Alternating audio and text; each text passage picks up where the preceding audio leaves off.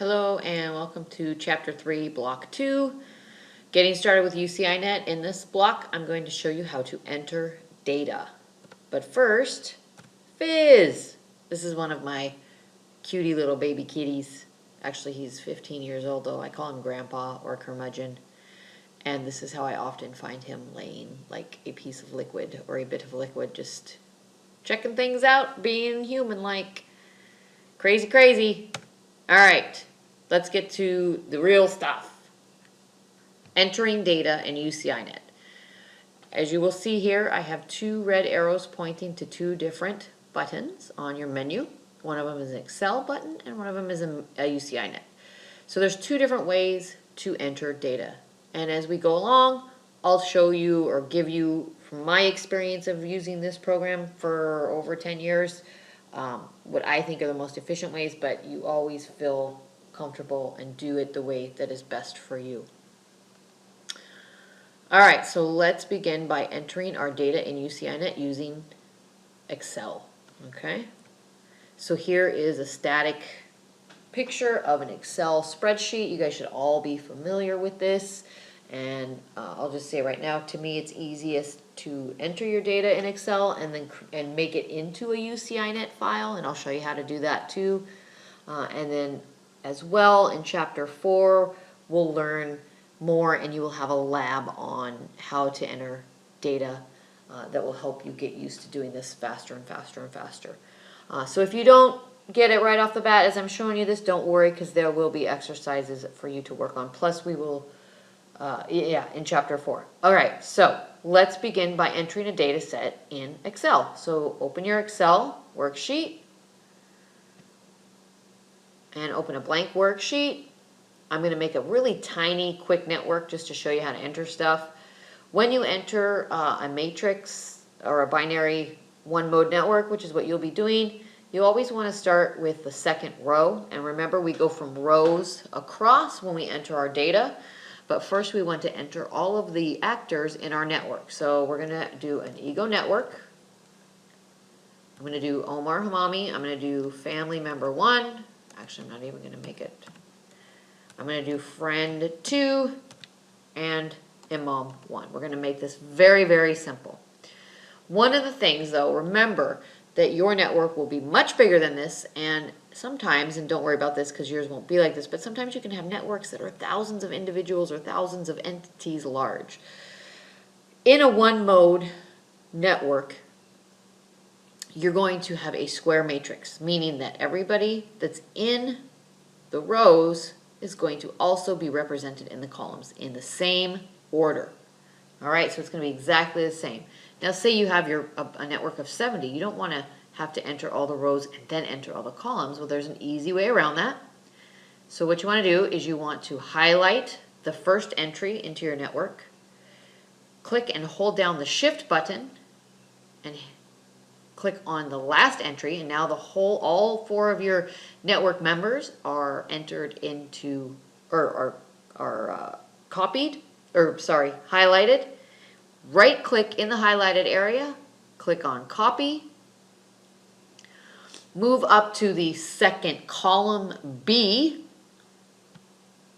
highlight it with your left mouse button, then with your right mouse button, click it, and go to paste, move down to special, and you'll see the 4th button over is called transpose. If it's not the 4th button, just make sure it's this button that says transpose.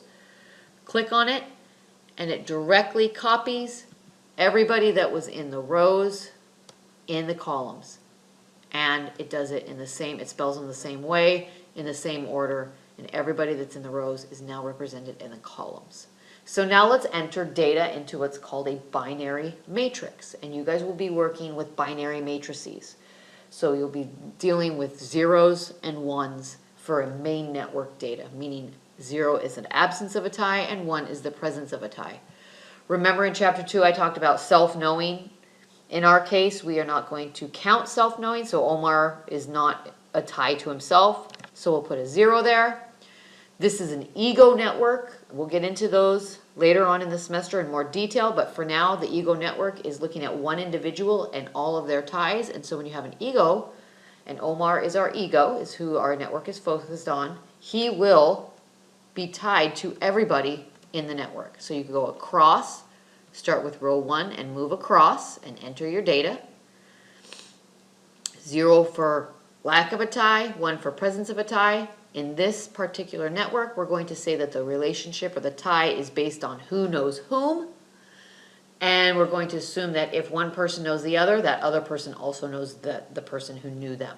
So it's going to be a non-directed or reciprocal network. All right? So friend or family member number 1, we start here.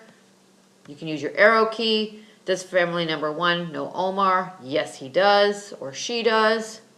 Does family number 1 know family number 1, remember self-knowing data? No, so we put a 0 for lack of tie. Does family member number 1 know friend number 2? Let's say in this case, no, he doesn't, or she doesn't. So there's no tie between family member 1 and friend number 2. Now let's move to Imam number 1. Let's say that in fact the family member here was instrumental in introducing Omar to Imam number 1, and so they know the Imam. All right, so our first row is done. Let's move down to our third row, or our second row is done. Let's move down to our third row. This is friend number 2. Because this is an ego network, friend number 2 does know Omar. We already established using the family number 1 that family number 1 and friend number 2 do not know each other, so there is no tie. This is friend 2 and friend 2, so self-knowing is no tie.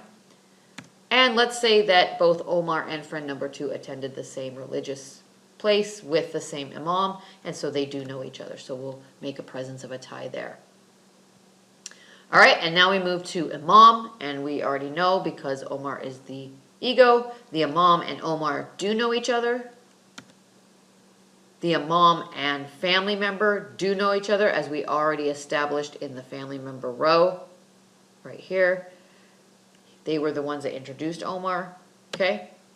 We did establish that the imam and the friend know each other because both Omar and his friend went to the imam together. And with self-knowing data, we always put a 0. So now we have a simple network, okay? So let's save this Excel worksheet as an Excel worksheet. We'll go File, Save As. Let's call it Omar Alexandria Small Network. This is just for me to remember. I'm going to directly save it onto my desktop. It's going to save it as an Excel workbook. And we click Save. Let's go look at our desktop file. And sure enough, we scroll down, and there it is, Omar Alexandria Small Network. Okay, so now we want to, another step that you have to do is we have to turn that network or that Excel sheet into what's called a UCINet data set. So we want to open UCINet.